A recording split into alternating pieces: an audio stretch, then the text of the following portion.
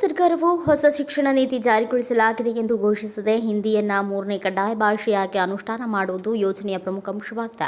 2025-26ನೇ ಶೈಕ್ಷಣಿಕ ವರ್ಷದಿಂದ ಎನ್ಇಪಿ ಜಾರಿಯಾಗಿದೆ. ಮರಾಠಿ ಮತ್ತು ಇಂಗ್ಲಿಷ್ ಬಳಕೆ ಮೂರನೇ ಕಡ್ಡಾಯ ಭಾಷೆಯಾಗಿದೆ.